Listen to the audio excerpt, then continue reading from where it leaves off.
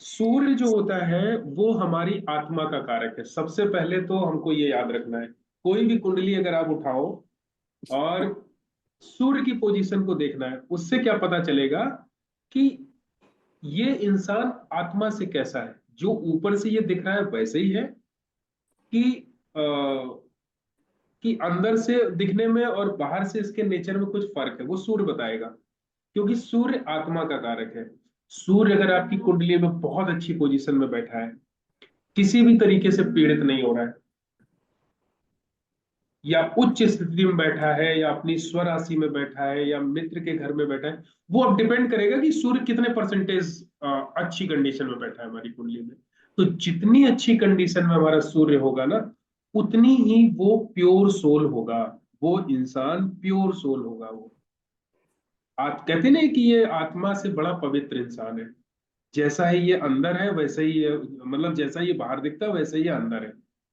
तो ये उन्हीं लोगों का इस तरीके का होता है जिनका सूर्य बहुत मजबूत कंडीशन में होता है। मजबूत कंडीशन का मतलब ये हुआ कि ये देखिए सूर्य के शुभ घर लिखे हुए हैं। ये शुभ घर के आगे मैंने लिखा हुआ है एक, first house, second house, third house, fourth, fifth house, eighth house, ninth house, 11th house और 12th हाउस। इन हाउसेस में बैठा हुआ सूर्य अगर किसी भी वजह से खराब नहीं हो रहा है, चाहे युति से, चाहे दृष्टि से, तो फिर बहुत अच्छी पोजीशन में सूर्य माना जाएगा। तो उसका सूर्य उतना ही अच्छा होगा। और जिसका सूर्य अच्छा होता है, वो किस तरीके का इंसान होता है? वो दूसरों की मदद करने वाला इंसान होता है। उसके अंदर राजसी गुण होते हैं, जो राजा के अंदर गुण होते हैं ना, कि वो लोगों की मदद करे। न्यायप्रिय इंसान होता है ऐसा। मतलब कहने का मतलब यह है कि वो नैतिकता वाली बात बोलेगा। जैसे सपोज मान लीजिए कोई इंसान नौकरी कर रहा है और उसका बॉस जो है ना, उससे कोई बात बोल रहा है कि इस प्रोडक्ट को हमको, इसमें कुछ मिला के इसको बेचते हैं तो इसमें हमको प्रॉफिट होने लगेगा, या इस तरीके का कोई समाधान, या इस तरीके की कोई, मान लीजिए अगर उसका बॉस उससे बोलता है। लेकिन अगर उस इंसान का सूर्य बहुत मजबूत कंडीशन में है, तो वो बॉस के मुंह पे मना कर देगा, नहीं नहीं नहीं, ये काम नहीं करना चाहिए, इससे लोगों को नुकसान होगा, इससे ये प्रॉब्लम आएगी, उससे वो प्रॉब्लम आएगी। तो इस तरीके की न्यायप्रिय इंसान होता है। इसीलिए सूर्य जिसका जितना ज्यादा अच्छा होता है ना, उतने ही उसको आजकल के परिवेश में, आजकल की दुनिया में टिकने में प्रॉब्लम आती है, किसी भी प्रोफेशन में। मान लीजिए वो नौकरी कर रहा है, उसका सूर्य बहुत अच्छा है, तो वो बॉस की वो सुनेगा ही नहीं। अगर बॉस सही है तब तो ठीक है, अगर बॉस गलत कर रहा है ना, वो तुरंत उसके मुंह पे जवाब देगा। तो ऑटोमेटिक उसका बॉस उससे नाराज हो जाएगा। तो ऐसे लोगों को टिकने में प्रॉब्लम आती है आजकल के परिवेश में, जिसका सूर्य बहुत ज्यादा अच्छा होता है, क्योंकि वो मतलब अच्छे को डिप्लोमेसी अच्छा नहीं ही होगी। चाहेगा। क्या बोल रहे हैं निशि जी? सर डिप्लोमेट नहीं होगा, मतलब वो हाँ, ऐसा कहना चाह रहे डिप्लोमेटिक हैं। बिल्कुल भी नहीं होगा। मतलब वो न्यायप्रिय बात करेगा, दूसरों की मदद करने वाला होगा। हाँ, उसके अंदर एक गुण और होगा, थोड़ा सा गुस्सा होगा। गलत बात पे उसको बहुत जल्दी गुस्सा आ जाएगा, गलत बात बर्दाश्त नहीं कर सकता वो। और हमेशा, भले ही खुद किसी भी प्रॉब्लम में रह ले, लेकिन सामने जो उससे मदद मांगने आएगा, उसको वो खाली हाथ वापस नहीं भेजेगा, अगर सूर्य कुंडली में अच्छा है ना। कहने का मतलब ये है कि उसकी आत्मा का पता लगाया जा सकता है कि ये इंसान अंदर से मैला तो नहीं है। कुंडली में सूर्य देख के आप अंदाजा लगा सकते हैं। और सूर्य अगर खराब है, तो फिर कहीं ना कहीं उसके अंदर वो चीजें नहीं है जो चीजें आपको दिख रही है। कहीं ना कहीं आत्मा से प्योर सोल नहीं है वो इंसान। ठीक है। देवता जो है सूर्य से संबंधित विष्णु जी है। और सूर्य प्रधान व्यक्ति का जो पेशा होता है वो क्षत्रिय टाइप का होता है, राजपूत का गुण होता है उसके अंदर। और जो धातु है सूर्य की, वो तांबा है, गेहूं है और शिलाजीत है। माणिक रतन होता है। तो ये सब चीजें हम उपाय में करेंगे। जैसे सूर्य से संबंधित गुड़ भी होता है, गेहूं भी होता है, तांबा भी होता है, माणिक तो इसका रत्न है, और शिलाजीत। अंग मतलब पूरा शरीर ही सूर्य से संबंधित पूरा शरीर होता है। अगर मान लीजिए सूर्य कुंडली में पीड़ित है तो कहीं ना कहीं पूरा शरीर आपकी प्रॉब्लम में आ गया। कुछ ना कुछ उसको दिक्कत लगी रहेगी शरीर में। चेहरे का अंग दायां हिस्सा और बायां हिस्सा चंद्रमा को होता है, दाहिना हिस्सा जो होता है वो सूर्य का होता है। सूर्य से संबंधित जो पशु है वो है बंदर, जो लाल मुंह का जो बंदर होता है वो बंदर, और पहाड़ी गाय, ये सूर्य से संबंधित है। सर ये लाल मुंह का मंदिर बंदर में लंगूर जिसे बोलते हैं वो तो नहीं होता कि नहीं नॉर्मल नहीं बंदर? नहीं, नहीं वो नहीं, जो लाल मुंह का बंदर होता है। तो जैसे जो सर अपने वृंदावन वगैरह में बंदर बंदर होते हैं वो? नहीं नहीं, लंगूर को नहीं माना जाता है सूर्य का वो। जो नहीं नॉर्मल जो सर। वाले बंदर नहीं होते, जो नॉर्मल बंदर होते हैं, हाँ हाँ, नॉर्मल जो सर घूमते हैं वही वृंदावन वही हरिद्वार वही में। वही होता है इनका।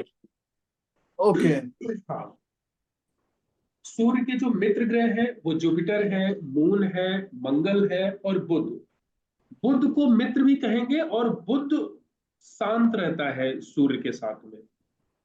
बुध अपने बैड इफेक्ट सूर्य के साथ में नहीं दे पाता है, मतलब अपनी नॉर्मल कंडीशन में रहता है वो, हलचल नहीं कर पाता है बुध अगर सूर्य के साथ में है। इसलिए आप देखेंगे कि जिस इंसान की सूर्य और बुध की युति होती है, ऐसे लोग सरकारी नौकरी या किसी उच्च पद पे तो बहुत अच्छा काम कर लेते हैं, लेकिन ऐसे लोग बिजनेसमैन बहुत अच्छे नहीं हो पाते, सूर्य और बुध वाले। क्यों? क्योंकि बुध का गुण शांत हो गया, सूर्य ने बुध के गुण को दबा दिया।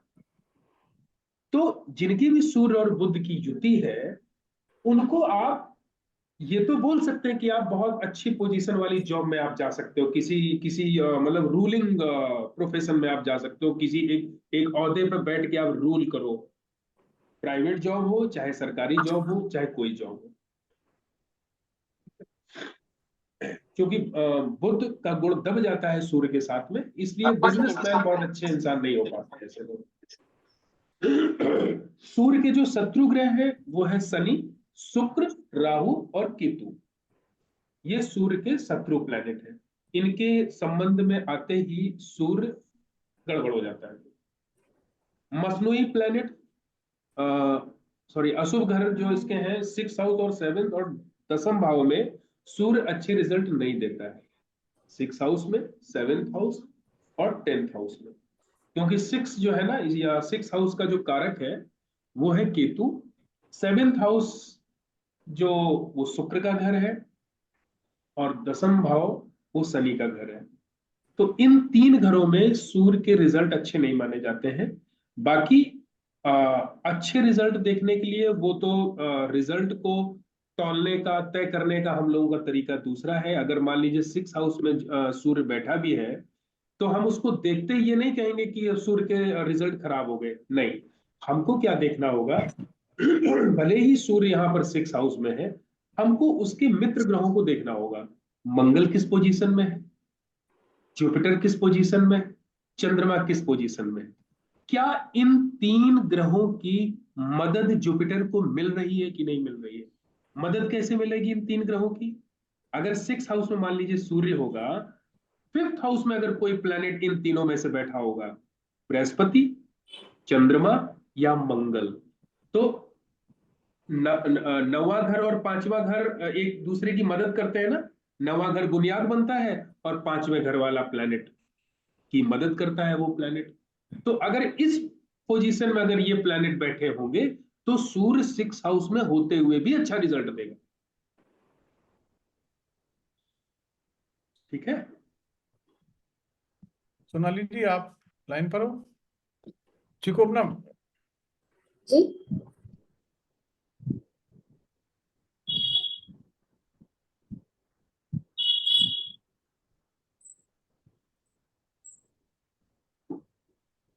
क्योंकि इंटरनेट गड़बड़ हो रहा है। हाँ सर, फ्रीज हो गए। गड़बड़ हो गया था बीच में? हाँ, फ्रीज हो गए थे सर आप। अच्छा,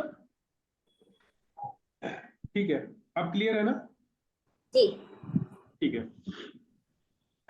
अब ये तो सूर्य की बात हो गई। अब सूर्य फर्स्ट हाउस, सबसे अच्छी पोजीशन सूर्य की। क्योंकि सूर्य यहाँ पर उच्च के हो जाते हैं, क्योंकि सूर्य कारक है यहाँ के, और मंगल का चूंकि ये घर है, तो मंगल इसके मित्र ग्रह है। तो यहाँ पर बोला गया है सतयुगी राजा या हुक्मरान। लेकिन ये बहुत अच्छी प्लेसमेंट है, लेकिन आप पाएंगे कभी कभी क्या होता है कि सूर्य अगर फर्स्ट हाउस में भी अगर बैठा हो, और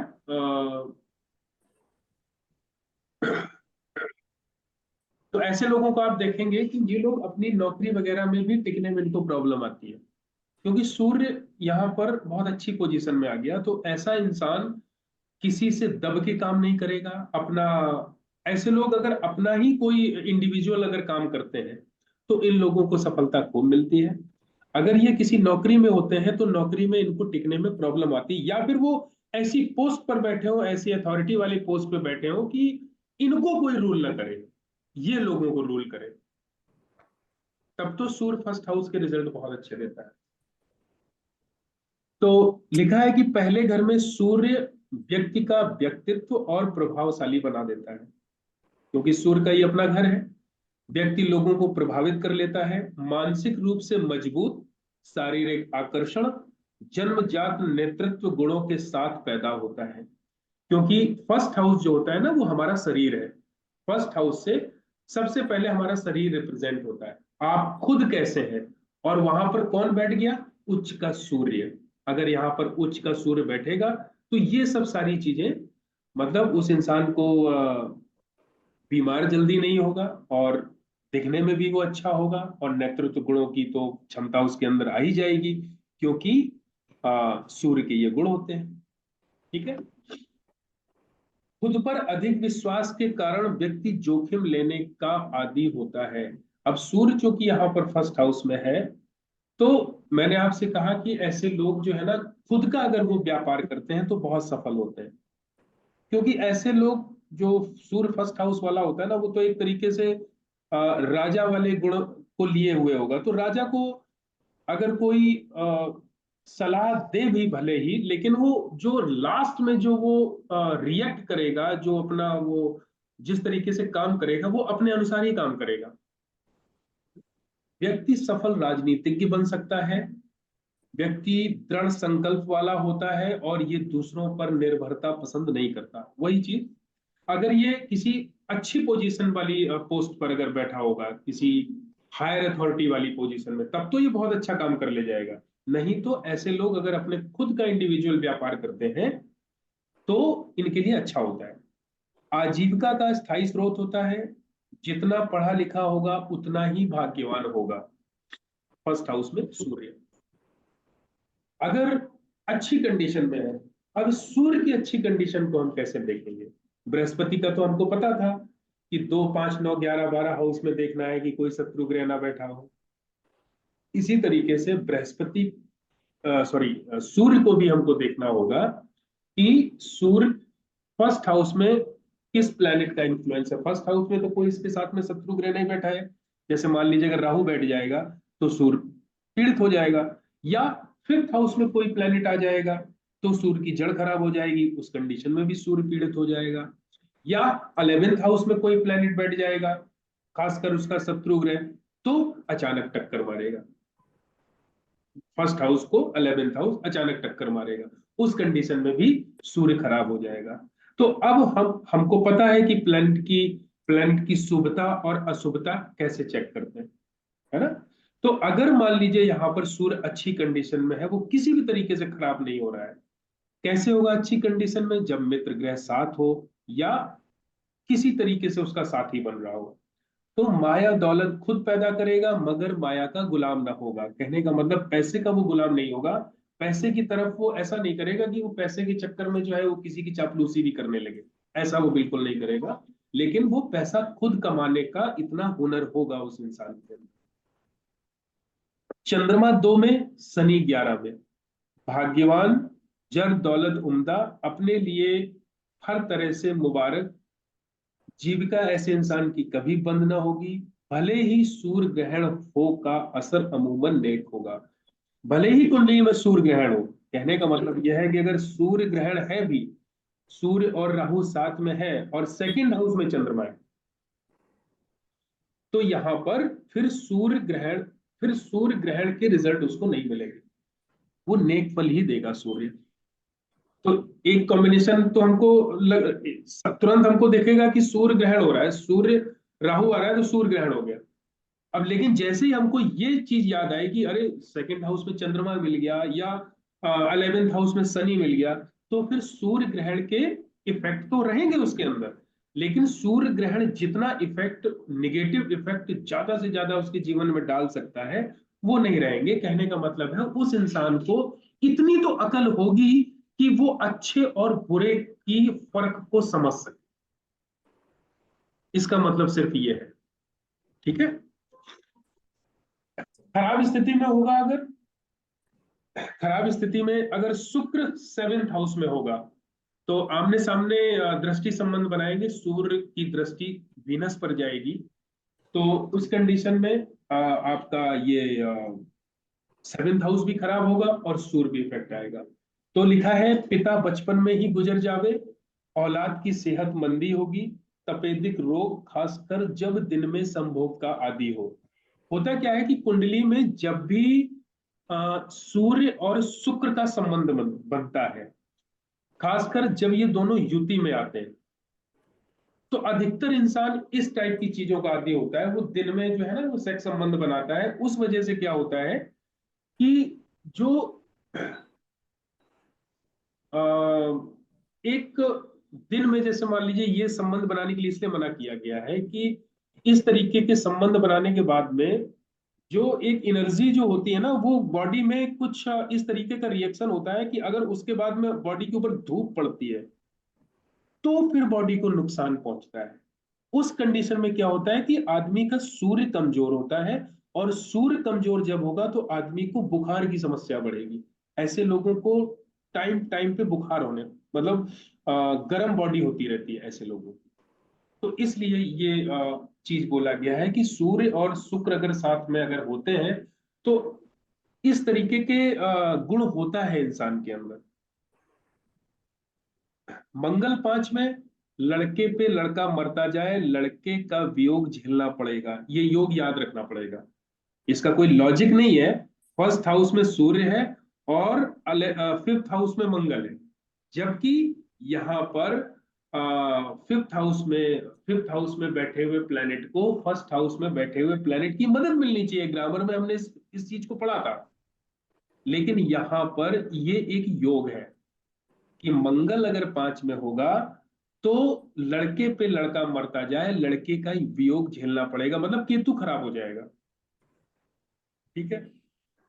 सूर्य फर्स्ट हाउस में हो और मंगल 5th हाउस में हो, उस कंडीशन में दोस्त ग्रह मंदे, गुरु चंद्र 7 8 10 11 में, मतलब उसके जो सूर्य के जो मित्र ग्रह हैं, जैसे चंद्रमा है, जुपिटर है, अगर वो खराब हाउसेस में होंगे, अच्छी स्थिति में नहीं होंगे, जैसे 7th हाउस में होगा, 8th हाउस में होंगे, 10th और 11th हाउस में होंगे, या 12th हाउस में चंद्रमा हो। 12th हाउस में चंद्रमा अच्छा नहीं माना जाता, तो व्यक्ति को धोखे मिलेंगे, व्यक्ति भाग्यहीन होगा, गुमनामी की जिंदगी जीने वाला होगा।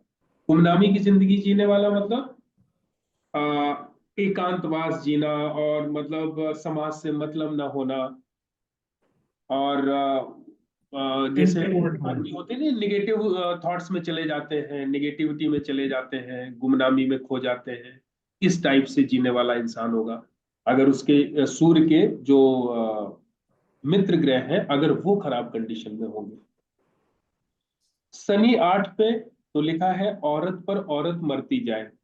ये क्यों है, इसका लॉजिक ये है कि जब फर्स्ट हाउस में सूर्य बैठेगा और 8th हाउस में शनि बैठेगा, तो सूर्य अपनी 8वीं टक्कर मारेगा शनि को। तो हमने ग्रामर में पढ़ा था कि जब भी शनि खराब होगा तो किसको वो खराब कर देगा, राहु केतु को, और राहु केतु मिलके क्या बनते हैं, शुक्र। तो शनि खराब नहीं होगा, शुक्र खराब हो जाएगा। लाल किताब में शनि को जैसे ही टक्कर पड़ेगी, शनि को जैसे ही सूर्य खराब करेगा, तो शनि के ऊपर इफेक्ट नहीं आएंगे। कहने का मतलब काम धंधे के ऊपर इफेक्ट नहीं आएंगे, इफेक्ट किसके ऊपर आएंगे, पार्टनर के ऊपर इफेक्ट आएंगे।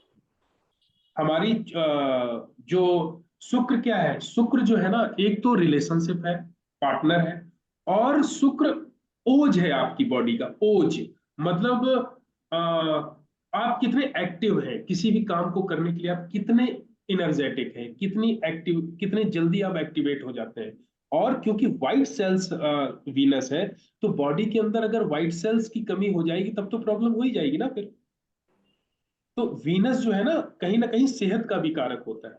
इसीलिए अगर किसी इंसान का वीनस बहुत ज्यादा खराब है, या किसी वजह से वो वीनस के जो बॉडी में वीनस का जो तत्व होता है उसको वो किसी तरीके से अगर बर्बाद करने लगे, तो फिर वीनस कमजोर हो जाता है। तो फिर ऐसे इंसान को कमजोरी आ जाती है बॉडी में, है ना। तो क्योंकि व्हाइट सेल्स धीरे धीरे उसके मर जाएंगे। तो वीनस जो है वो हमारा ओज है। तो यहाँ पर अगर शनि 8वें में होगा तो वीनस कमजोर हो जाएगा, वीनस से संबंधित जितनी प्रॉब्लम होगी वो उस इंसान को झेलनी पड़ेगी। खाना नंबर 7 खाली हो तो सूर्य सोया हुआ होगा, तो 24वें साल मंदा होगा। 22 से 24वें साल तक ये सूर्य सोया हुआ कहलाएगा, तो सूर्य के इफेक्ट नहीं मिलेंगे अगर खाना नंबर 7 खाली है। तो खाना नंबर 7 कब से आबाद होगा? या फिर शादी हो जाए या फिर किसी से संबंध बन जाए, उस कंडीशन में खाना नंबर 7 आबाद हो जाता है, तो फर्स्ट हाउस में बैठा हुआ प्लेनेट अपने आप जाग जाता है। 24 साल से पहले शादी हो या सरकार के साथ ताल्लुक हो जाए तो सूर्य जाग जाएगा। अगर यहाँ पर सूर्य खराब हो रहा है तो उपाय क्या करने चाहिए? सबसे पहले उपाय अगर सूर्य के करने को हो तो तांबे की थाली में सबसे अच्छा उपाय होता है। जब भी सूर्य खराब होता है कि आप साल में एक बार अपने जन्मदिन वाले दिन अपने वजन के बराबर गेहूं और 11 किलो गुड़ तांबे के बर्तन में भर के अगर आप किसी को दान दे देते हैं, तो ये सबसे अच्छा उपाय माना जाता है सूर्य का। ठीक है। और बाकी आप गुड़ और गेहूं और तांबे का दान ये आप दे सकते हैं मंदिर में लगातार 43 डेज तक। ठीक है। और बंदरों को गुड़ खिलाएं, क्योंकि बंदर जो है वो सूर्य के पशु माने जाते हैं। तो बंदरों की सेवा बताई गई है लोगों को, अगर सूर्य यहाँ पर खराब हो रहा है तो बंदरों को चना और गुड़ खिला सकते हैं। ठीक है। सेकंड हाउस में सूर्य, यहाँ पर सूर्य चूंकि ये जुपिटर यहाँ के कारक हैं, शुक्र यहाँ पर सूर्य के शत्रु है। तो यहाँ पर जो सूर्य के जो रिजल्ट आएंगे वो मिले जुले आएंगे। सूर्य का सेकंड हाउस में जब भी होता है तो ऐसे इंसान को ये कहा जाता है कि परिवार में जो भी प्रॉपर्टी से संबंधित लड़ाई झगड़े हैं, ऐसे लोगों को इनसे बचना चाहिए। क्योंकि इस तरीके के झगड़े जो है ना उस इंसान को बर्बाद कर देते हैं। जिसका सूर्य सेकंड हाउस में होता है उसको अक्सर ये प्रॉब्लम झेलनी पड़ती है। इसलिए ऐसे इंसान को इन सब चीजों से थोड़ा सा परहेज रखना चाहिए। दूसरे घर में सूर्य धन से संबंधित मामलों पर जोर देता है। व्यक्ति भौतिकवादी चीजों के प्रति मजबूत इच्छा रखता है, जिसकी वजह से उसके जीवन में जर जोरू जमीन के झगड़े रह सकते हैं। अब चूंकि ये शुक्र का घर है, और शुक्र जो है ना कहीं जमीन जायदाद और खेती वाली जमीन, पैसे, इन सब का कारक होता है। और सूर्य यहाँ पर शुक्र से शत्रुता रखता है, तो इसलिए ये सब चीजें, ये एक्सपीरियंसेस व्यक्ति के जीवन में आते हैं। तो इससे उनको थोड़ा सा बचाव करते रहना चाहिए, इन सब चीजों पे नहीं रहना चाहिए उसको। व्यक्ति आत्मनिर्भर होता है और परिवार के लिए मददगार होता है, क्योंकि फैमिली का हाउस है। सूर्य यहाँ पर अच्छी कंडीशन में अगर होगा तो ऑब्वियसली जो है फैमिली को पालने वाला होगा, फैमिली की मदद करने वाला होगा। और जिसका भी सूर्य यहाँ पर होता है उसको ना चाहते हुए भी, चाहे मतलब चाहेगा तो अच्छी है, ना चाहते हुए भी उसके ऊपर अपने परिवार की जिम्मेदारी रहती है।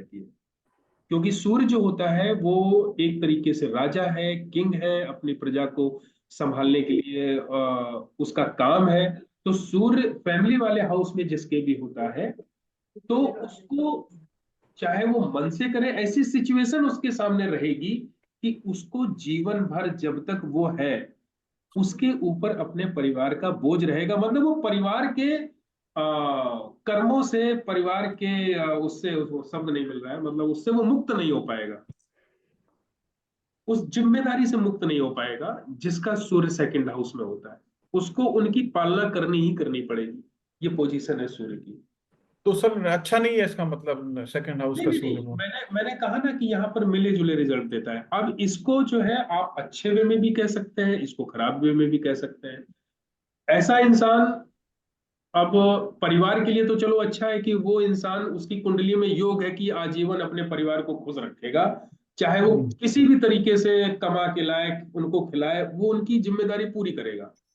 और एक तरफ निगेटिव चीज ये भी है कि जब तक वो जिंदा है तब तक वो अपने परिवार की जिम्मेदारी से मुक्त नहीं हो पाएगा, है ना। तो यहाँ पर मिले जुले परिणाम है। और अब चूंकि परिवार से मुक्त नहीं हो पाएगा, तो एक तो ये पक्का हो गया कि उस इंसान के पास में प्रॉस्पेरिटी तो हमेशा रहेगी, पैसे हमेशा रहेंगे, तभी तो वो अपने परिवार का लालन पालन कर पाएगा। तो पैसे की स्थिति मजबूत रहेगी ऐसे इंसान के पास में, लेकिन वो अपनी जिम्मेदारियों से कभी उऋण नहीं हो पाएगा। अच्छी पोजीशन में अगर चंद्रमा 6 हाउस में बैठा है, तो सेकंड हाउस से दृष्टि जाएगी सूर्य की 6 हाउस में। क्योंकि आपस में दोनों मित्र ग्रह हैं, तो दोनों ग्रहों का फल अच्छा हो जाएगा। बुध 10th हाउस में है या केतु 9th में, तकनीकी कामों से लाभ, शौकीन मिजाज इंसान होगा। तकनीकी काम मतलब टेक्निकल चीजों से ऐसे इंसान को लाभ होगा। बुध 9 में है तो बहरूपिया होगा और मशहूर पसंद होगा। बुध अगर 9th में है तो बहरूपिया सेंस कहने का मतलब ये हुआ कि किसी को भी, किसी के सामने वो कुछ दिखेगा और करेगा वो कुछ, मतलब भेष बदलने वाला, या कभी कुछ कर सकता, मतलब उसको प्रिडिक्ट नहीं किया जा सकता, उस इंसान को कभी भी वो कुछ भी कर सकता है, बहरूपिया। ठीक है, ये योग है, ये याद रखने पड़ेंगे। वैसे ऐसी पोजीशन बहुत कम बनती है कि बुध जो है ना सूर्य से इतने दूर चला जाए। अधिकतर जो होता है ना, बुध सूर्य के पास ही नहीं रहता है। फर्स्ट सेकंड हाउस में ज्यादा से ज्यादा सूर्य इस हाउस में होगा तो अगले हाउस में बुध होगा, या सूर्य के साथ में ही बुध होगा। इतना बड़ा अंतर पॉसिबल होता नहीं है। ये वर्ष फल के चार्ट में ऐसा हो जाता है कि कभी कभी जैसे सूर्य फर्स्ट हाउस में है तो 7th हाउस में बुध चला जाए, या 10th हाउस में बुध चला जाए।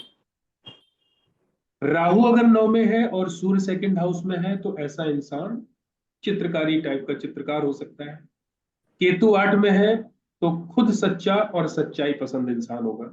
सेकंड हाउस में सूर्य है और 8th हाउस में केतु है। खाना नंबर 8 खाली हो, सूर्य और खाना नंबर 2 की चीजें उत्तम फल देंगी। खाना नंबर 8 से जो दृष्टि आती है वो सूर्य के ऊपर आएगी, सेकंड हाउस के ऊपर आती है। खाना नंबर 8 में अगर कोई भी प्लैनेट बैठा होगा तो वो निगेटिव दृष्टि से देखता है, मतलब वो हमेशा सेकंड हाउस के फलों को वो खराब करता है। तो अगर यहाँ पर वो हाउस खाली होगा तो सूर्य को किसी भी प्रकार की कोई दृष्टि नहीं पड़ रही होगी, तो यहाँ पर फिर उस कंडीशन में सूर्य अच्छे रिजल्ट देगा। राहु 8 में होगा तो ऐसा इंसान हुनरमंद हो सकता है किसी भी चीज का। गुरु साथ में हो या साथी हो, मगर शनि का संबंध ना हो, तो ऐसा इंसान सबको तारने वाला होता है। कहने का मतलब वो ऐसा इंसान सबकी मदद करता है। शनि सर अगर 10। राहु में होगा तो युति नहीं बनेगी, फिर वो वो क्या ग्रहण नहीं माना जाएगा राहु की दृष्टि? नहीं नहीं नहीं, जो युति जो मानी जाती है ना, वो नीतीश जी, जो 100% जिसकी दृष्टि आती है ना, वो भी सीधी सीधी दृष्टि। 8th हाउस से जो दृष्टि जाएगी ना, वो जाती जरूर 100% है, लेकिन लेकिन वो निगेटिव संबंध बनता है, निगेटिव दृष्टि जाती है ना। अच्छा। तो अब चूंकि निगेटिव दृष्टि तो जाएगी, सूर्य के अपने गुण तो खराब होंगे, लेकिन राहु का जो होता है ना, वो टेक्निकल दिमाग, 8th हाउस में बैठ के सोच विचारने का गुण, हाँ किसी भी चीज की सोचने की पावर, हाँ वो हाँ अपने गुण जो है ना वो सूर्य को देगा। तो वही कहा गया है कि अगर राहु 8 में होगा तो ऐसा इंसान हुनरमंद होगा, खासकर टेक्निकल चीजों में, हाँ। जी इलेक्ट्रिकल चीजों में, इलेक्ट्रॉनिक्स की चीजों में, इंजीनियरिंग वाली चीजों में, जी जी। है ना। थोड़ा सा स्वभाव को समझने की वो है कि सूर्य का स्वभाव क्या है, राहु का स्वभाव क्या है। अब ये दोनों स्वभाव जब आपस में मिलेंगे तो किस तरीके का रिजल्ट आएगा। तो सूर्य के तो गुण खराब होंगे, सूर्य के गुण खराब होंगे तो क्या होगा, सेहत खराब हो सकती है, अपना शरीर खराब हो सकता है उसको सरकार से जो है नुकसान हो जाए, किसी भी अचानक से सरकार से कोई ना कोई प्रॉब्लम हो जाए। तो सूर्य के गुण तो खराब हो सकते हैं, लेकिन राहु अपने गुण उसमें मिलाएगा तो इंसान हुनरमंद होगा। ये मैं नहीं कह रहा हूं कि उसके पैसे की स्थिति खराब नहीं होगी, पैसे की स्थिति खराब हो सकती है, राहु की दृष्टि जाएगी वहां पर नेगेटिव, लेकिन जो एक हुनरमंदी वाला जो गुण है वो तो रहेगा ना उस इंसान के पास। जी जी। ठीक। शनि 10 में होगा तो इज्जत व अक्ल का मालिक होगा। रीजन क्या है कि सैटर्न जब 10th हाउस में होगा तो सेकंड से जब 10th को गिनेंगे तो 9th आता है, तो ये बुनियाद बनेगा। शनि इस सेकंड हाउस में बैठे हुए सूर्य की बुनियाद बनेगा। यहाँ पर भले ही शनि शत्रु प्लेनेट है सूर्य का, लेकिन सैटर्न अपने हाउस में बहुत ही मजबूत पोजीशन में बैठा हुआ है 10th हाउस में। तो यहाँ सूर्य को जो बुनियाद बन के जो उसको जो रिजल्ट देगा वो बहुत अच्छे रिजल्ट देगा, तो इसीलिए कहा गया है इज्जत व अक्ल का मालिक। शनि 11 में है तो कभी खुशी कभी गम, इस टाइप की तबीयत का मालिक होगा, इस तरह की तबीयत बदलने वाला होगा। उसका रीजन ये है कि ग्रामर में आपने पढ़ा था कि अपने से 10th हाउस में बैठा हुआ प्लेनेट धोखे का होता है। तो 10th जो सेकंड हाउस में जो प्लेनेट बैठा होगा उसको कौन धोखा देगा, 11th हाउस में बैठा हुआ प्लेनेट। तो ये पोजीशन कभी बनेगी, कभी इंसान की पैसे की स्थिति बहुत अच्छी रहेगी, कभी उसकी पैसे की स्थिति खराब रहेगी, है ना, अगर शनि 11th हाउस में होगा। अशुभ स्थिति में क्या है, यहां पर सूर्य पत्नी को अशुभ फल देता है, मतलब शुक्र यहाँ पर खराब हो जाता है जब भी सूर्य यहाँ पर आएगा। तो चूंकि ये शुक्र का घर है तो कहीं ना कहीं शुक्र को ये प्रॉब्लम रहती है, शुक्र के साथ शुक्र को प्रॉब्लम आ जाएगी। जब शुक्र को प्रॉब्लम आ जाएगी तो फिर उसकी पत्नी की सेहत खराब हो सकती है, या हो सकता है रिलेशनशिप में प्रॉब्लम आ जाए। जर जोरू जमीन के झगड़े उसकी तबाही का कारण बनेंगे। तो जब भी सूर्य यहाँ पर हो तो इंसान को इन सब चीजों से बचना चाहिए, अवॉइड करना चाहिए। मंगल 8 में होगा तो सूर्य सेकंड में होगा तो ऐसा इंसान लालची होगा, उसके अंदर इस तरीके के गुण होगा, वो किसी के भी, जैसे बहुत सारे ऐसे लोग होते हैं ना कि परिवार में ही अपने लोगों के हक को मारने की कोशिश करते हैं, इतना ज्यादा उनके अंदर लालच भरा होता है कि वो ना वो रिश्तों को देखते हैं, ना वो ये देखते हैं कि इस चीज का हमको लालच करना चाहिए कि नहीं करना चाहिए। ये अधिकतर मैंने देखा है, कई लोगों के चार्ट में देखा है कि अगर सूर्य सेकंड हाउस में हो और मार्स अगर 8th हाउस में हो तो उस इंसान के अंदर लालच रहता है। ओके। हाँ, क्योंकि 8th हाउस का जो मंगल होता है ना वो मंगल बद हो जाता है, बद हम्म। कंडीशन में आ जाता है। अब यहाँ पर क्या होगा, जैसे ये लिखा हुआ मंगल 8 में हो तो लालची होगा, तो यहाँ पर ये चीज उस कंडीशन में कुछ बदल जाएगा अगर मंगल को चंद्रमा का सपोर्ट मिल जाए किसी भी तरीके से। जैसे मान लीजिए फर्स्ट हाउस में चंद्रमा बैठ जाए, या थर्ड हाउस में चंद्रमा बैठ जाए, या मंगल के साथ में चंद्रमा आ जाए, तो फिर जो ये लिखा है कि लालची होगा, तो लालची होगा, लेकिन एक लालच, एक मतलब नेचुरल वाला जो लालच जैसे हर इंसान के अंदर होता है उस तरीके का होगा। ऐसा नहीं होगा कि लालच के चक्कर में वो बहुत गलत काम कर जाए। मंगल 1 में चंद्रमा 12 में, हर तरह से दुखिया, आर्थिक स्थिति खराब, तीनों ग्रहों का फल मंदा होगा। ये योग याद करने वाला है, जबकि ये तीनों प्लैनेट सूर्य के मित्र हैं। तो मंगल अगर फर्स्ट हाउस में होगा और चंद्रमा 12 में होगा तो ये पोजीशन ठीक नहीं है। चंद्रमा 8 में तो दान लेना या देना तबाही होगी। चंद्रमा 6 में हो, चंद्रमा 8 में हो, तो इन सब चीजों का ध्यान रखना चाहिए। चंद्रमा 6 में होता है तो इंसान को दूध और पानी का दान नहीं करना चाहिए। और अगर चंद्रमा 12th हाउस में हो तो ऐसे लोगों को पढ़ाई का दान नहीं करना चाहिए, मतलब कभी भी ऐसे लोगों को मुफ्त में पढ़ाई नहीं, मतलब पढ़ाना नहीं चाहिए किसी को। अगर चंद्रमा 12th हाउस में है, मतलब विद्या का दान नहीं करना चाहिए। इसी तरह अगर चंद्रमा 8 में है और सूर्य सेकंड हाउस में है तो ऐसे लोगों को दान नहीं लेना चाहिए, कोई चीज मुफ्त में नहीं लेना चाहिए। सूर्य और राहु अगर इकट्ठा है तो इंसान को आंखों की बीमारियां और ससुराल से संबंधित परेशानी रहेगी या ससुराल को परेशानी रहेगी। पिता से मतभेद भी हो सकते हैं उनके, जिनका सूर्य और राहु इकट्ठा होता है। मैक्सिमम केस में देखा गया है सूर्य राहु के साथ में अगर और कोई प्लैनेट नहीं है, सूर्य और राहु अगर एक साथ में है तो इस तरीके की प्रॉब्लम रहेगी या ससुराल को प्रॉब्लम रहेगी। दोनों में से कोई ना कोई तो प्लैनेट खराब होगा, राहु भी खराब हो सकता है, सूर्य भी खराब हो सकता है। उपाय क्या है अगर इस तरीके की कंडीशन बनती है? तो कच्चा दूध दान करते रहें, स्त्री जाति से झगड़ा ना करें, मतलब शुक्र का घर है तो वीनस की हमेशा इज्जत करें, उनसे लड़ाई झगड़ा ना करें, नारियल बादाम मंदिर में दान करें, चंद्र की चीजें गिफ्ट में ना लें, गुड़ गेहूं गेहूं गुड़ लोहे की कढ़ाई ये सब दान करना शुभ होगा।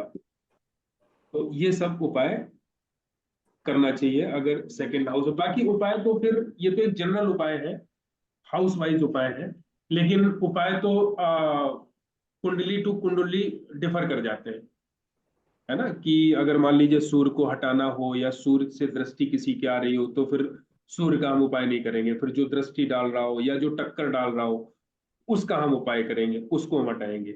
तो ये एक तरीके से जनरल उपाय है उस हाउस के उपाय। ठीक है। आ, लाल किताब के अनुसार प्लैनेट की पोजीशन के अनुसार कुंडली के अनुसार उपाय चेंज हो जाएंगे। ठीक है।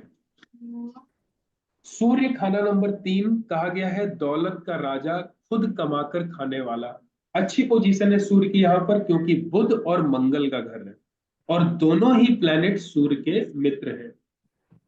ऐसा व्यक्ति अपने करियर को लेकर गंभीर होता है, जीवन में सफल होने के लिए अतिरिक्त प्रयास करता है क्योंकि ये एफर्ट का हाउस है, यहाँ पर मेहनत का हाउस है, यहाँ से जो है ना एफर्ट डाले जाते हैं किसी भी काम के लिए।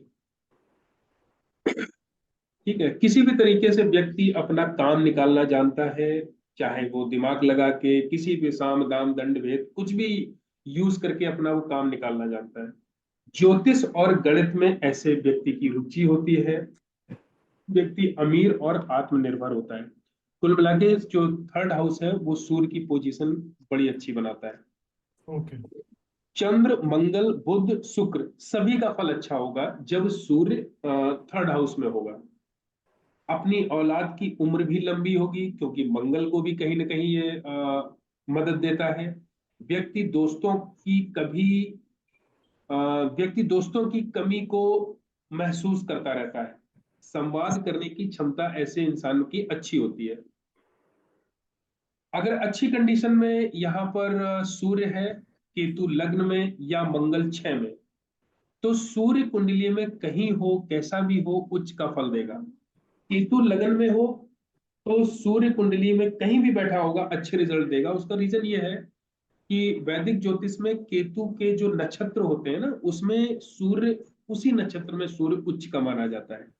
इसलिए केतु जब भी लग्न में आता है तो सूर्य अच्छा रिजल्ट देता है किसी भी हाउस में सूर्य बैठा हो।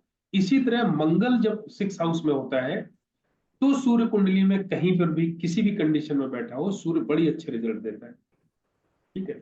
चंद्रमा अगर अच्छी कंडीशन में होगा तब भी बहुत अच्छे रिजल्ट मिलेंगे। तो सर आप बोल चंद्रमा रहे मंगल 5वें घर में हो तो सूर्य कहीं पे भी वो अच्छा रिजल्ट देगा? 6 में, मंगल 6 हाउस में हो, हम्म। मंगल 6 हाउस में हो और सूर्य किसी भी कंडीशन में कुंडली में बैठा हो वो अच्छे रिजल्ट देगा, चाहे वो सूर्य ग्रहण बना के ही क्यों ना बैठा हो, फिर वो सूर्य ग्रहण उसका काम नहीं करेगा। केतु अच्छा। लगन में हो, केतु लगन में हो तब भी यही पोजीशन है, या मंगल 6 हाउस में हो तब भी यही पोजीशन। सूर्य अच्छा हो जाता है मंगल के 6 हाउस में होते ही। ठीक है। चंद्रमा अगर अच्छी कंडीशन में होगा तो फिर चंद्रमा की जो भी कारक तत्व है वो उसको अच्छे परिणाम मिलेंगे। बुध साथ हो या साथी हो बड़ा अच्छा योग बन जाता है जिसका सूर्य बुध थर्ड हाउस में होता है। ठीक है। हर चीज उसको चीज उस इंसान को मिलती है। उसकी बच्चे वगैरह भी बहुत अच्छे रिजल्ट देते हैं और खुद का व्यापार बिजनेस ये भी बहुत अच्छा होता है जिसका थर्ड हाउस में बुध और सूर्य साथ में होता है। उसका रीजन क्या है कि एक तो बुध का अपना घर है और सूर्य उसका साथी है और सूर्य बुध मिलके मंगल नेक बनाते हैं, शुभ मंगल बनाते हैं, सूर्य और बुध मिलके। ठीक है, तो ये इस घर के लिए बहुत अच्छा हो जाता है। तो मंगल भी अच्छा, सूर्य भी अच्छा, बुध भी अच्छा, तो सारे प्लेनेट अच्छे हो जाएंगे। अशुभ कंडीशन में चंद्रमा अगर इन घरों में हो 6, 8, 10, 11, 12 में, तो व्यक्ति के यहाँ दिन दहाड़े डकैती पड़ सकती है, मतलब चोरी वगैरह हो सकती है। अगर चंद्रमा अशुभ कंडीशन में है, खासकर इन हाउसेज में है और सूर्य थर्ड हाउस में है, तो फिर चोरी वगैरह या धन हानि के योग बन जाते हैं।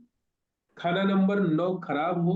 खराब कब होगा? जब शुक्र राहु हो, तो बाप दादा निर्धन होंगे।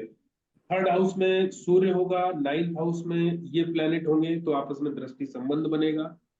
दृष्टि संबंध जब बनेगा, सूर्य की दृष्टि यहाँ पर शुक्र और राहु के ऊपर आएगी, तो 9th हाउस अपने आप खराब हो जाएगा, क्योंकि ऑलरेडी वो शुक्र राहु के होने से खराब हो गया है। और शुक्र राहु जब भी साथ में आते हैं, तो सूर्य अपने आप खराब हो जाता है, सूर्य खराब रिजल्ट देने लगता है। खाना नंबर 11 अगर खराब हो, यहाँ पर चंद्रमा बुध राहु अगर ये बैठे हैं, तो पड़ोसियों की स्थिति ठीक नहीं होगी, पड़ोसी बर्बाद होंगे। ये योग है, ये देख सकते हैं। जैसे अगर ये योग याद रहे, जैसे किसी कंडीशन में आए और सूर्य अगर थर्ड हाउस में हो और 11th हाउस में चंद्रमा बुध राहु हो, तो उसके पड़ोस का अंदाजा लगाया जा सकता है।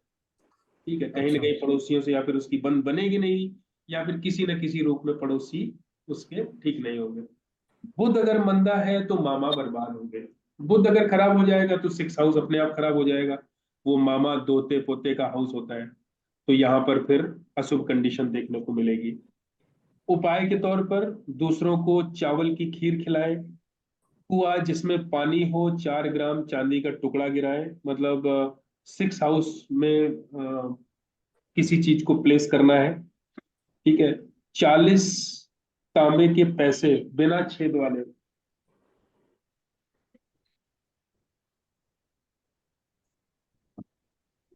बिना छेद वाले, जो छेद वाले जो तांबे के पैसे होते हैं वो बुध होते हैं, और जो सिंपल तांबे के जो सिक्के होते हैं वो सूर्य होते हैं। तो 40 तांबे के सिक्के जल प्रवाह करने हैं, बिना छेद वाले।